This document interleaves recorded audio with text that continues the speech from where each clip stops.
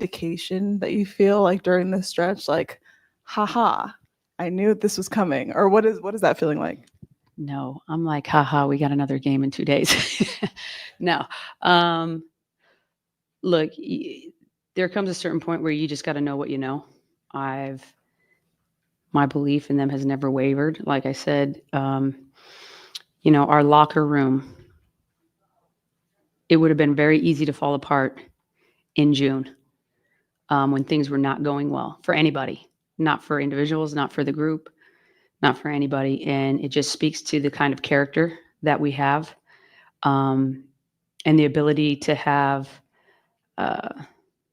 kind of rise above the circumstances and a figure it out type mentality together.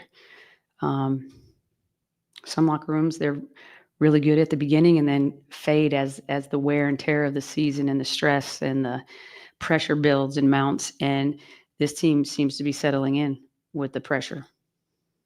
I think we're going to hear from Nelissa Smith later, but I mean, a lot of people are talking around the league and saying like this is like one of the biggest midseason acquisitions, like in terms of impact, what Nelissa has done for the team. How do you kind of contextualize how she's impacted this team? She's been huge for us. I mean,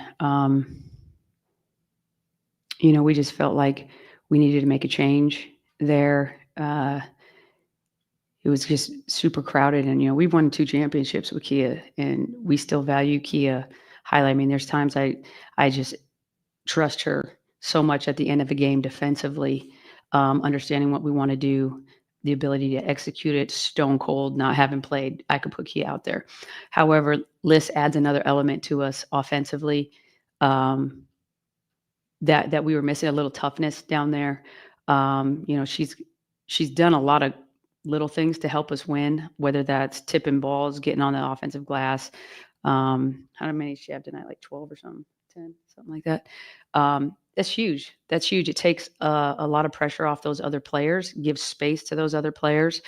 And it's kind of, when we made that move, I was like, this is the piece that I feel like could really help put us in another category. And it took a little while to settle in, but you felt her impact immediately. I guess I could ask the same question Speak of the lady, and the lady walks in. Come on, Liz. They're shy. They don't want to come over. I was just talking about you. Talking about me? Talk about you. I would ask the same question about Dana. It's obviously huge impact off the bench. How do you contextualize like what she's meant to this team so far? She probably gets tired of me yelling at her. Rim, attack. I want her aggressive constantly.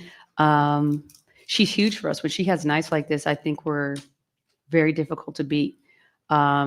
Defensively, I think she's the fastest person in the gym every night. So her ability to change up gears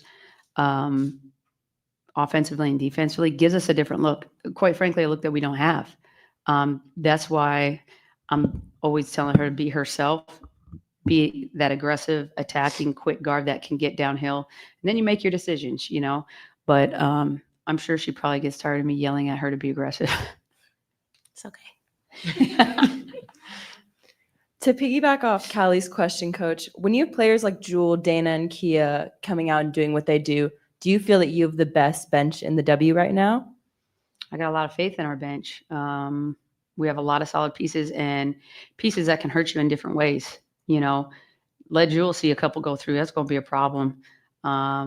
Kia, we know, and trust on the defensive end. And even offensively, just knowing all of our sets, knowing how to roll, what we're looking for individually. Wouldn't happen to have any water around here, would you? Here's a Gatorade. You're sweet. I pass on the blue drink. Oh, okay. Thank you. And then, Dana can come in and hit you in a different kind of way, a lot more in pick and roll instead of running off screen. She's getting in pick and rolls and making things happen that way. So I like having a well-rounded bench, and I like looking down and seeing everybody's in the positive, meaning everybody that walked into that game impacted it in a positive way. And this goes for all of you. This team has talked about fast starts. You came out firing the first, second, and fourth. Third, you matched their physicality. Did you like the start of each quarter?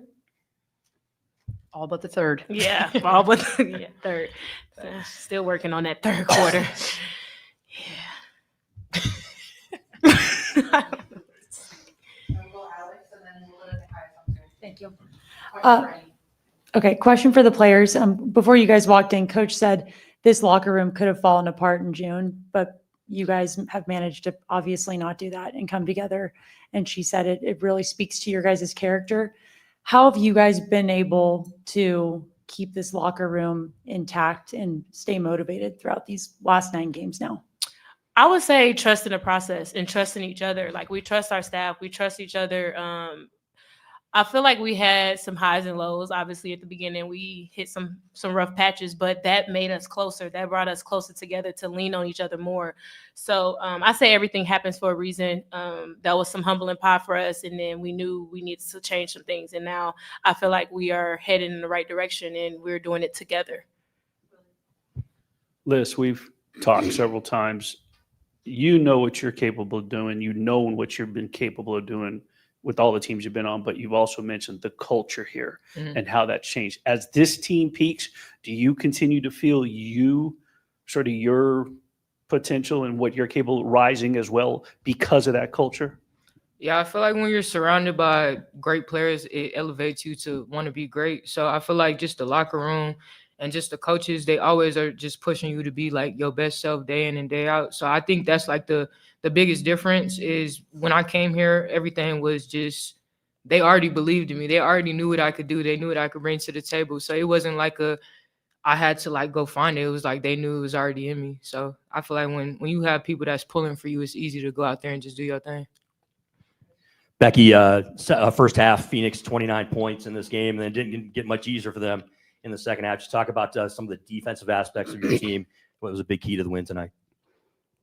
I mean, we become a very dangerous group when we play defense like that. We have a lot of experience. We have a lot of trust, out there.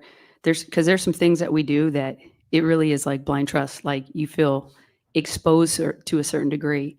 And it's our job to make sure that everybody's on the same page, executing the same schemes. And that I really feel that's one of the things that's built this group together.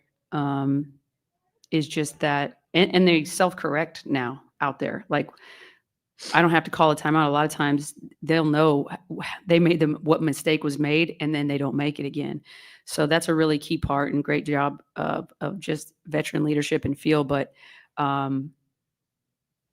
this team is a team, we've had a lot of offense in the past, which I still think offensively this team has more in it.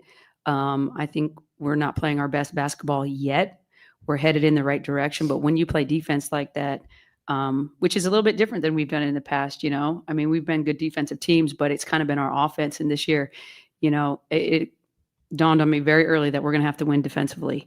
And there's just too many good offensive teams in this league to not defend. So we've kind of made it the calling card. They got goals and per quarter, just individually and then collectively, and then they're going out and just executing it. So I have to give them a lot of credit. They're owning it. They're owning it. For either player, Becky kind of mentioned that going into this game, a big key was going to be the mindset. Like, she didn't want a comfortable locker room. She wanted you guys to come out like focused, and you guys did. I'm wondering how you guys were able to accomplish that. Like, what did you sense in the locker room entering this game that maybe was the difference maker to the start? I would say it starts with our leadership. Asia keeps us sharp. She makes sure that we know how valuable these games are. We know it's super important now, heading into trying to get into the obviously playoffs, and we want to be the highest seed that we can possibly be. So not just dropping games, not going in comfortable, but coming out throwing the first punch. And I think that speaks a lot on our leadership. Dana, you mentioned to me it was one-on-one. I think it was kind of unique in how you explained it. So if we could just do it here. You, at the beginning of the season during the struggles, you talked about how it reminded you so much of that Chicago Sky team you won a championship with, because they went through losing stretches, and it was a matter of what they talked about in the locker room. Can you just sort of elaborate on that? Yeah, I mean, Chicago, we had 2 stretches where we lost 7 games in a row, and we didn't want to stress you. Thank you for that. But again, like that brought us closer. We had to lean on each other. We had to really like dig deep to win games. But we knew the talent was always there, which we have the talent as well. But it was just a matter of putting it together, getting the chemistry together, and just going out there and putting your head down and win. And like we said, defensively, I feel like is our thing. We play good defense. I feel like that leads to good offense. Last question will go Cassie on Zoom. Cassie. Thank you. Cassie with Women's Basketball 365. This question is for Nelissa. Your dad tweeted the game she got from me, that form. Well, that's another story. He And said I'm what? curious to know, like, if you have the story for where you got your form from. All right. Now. No, I don't even know how I shoot like that. I ain't never shot like that in my life. It's just getting wicked, but I don't know. So if it goes in, it goes in. It's okay. He need to stay off Twitter though. All right. Thank you all. Thank you. See, and he'd be like, nobody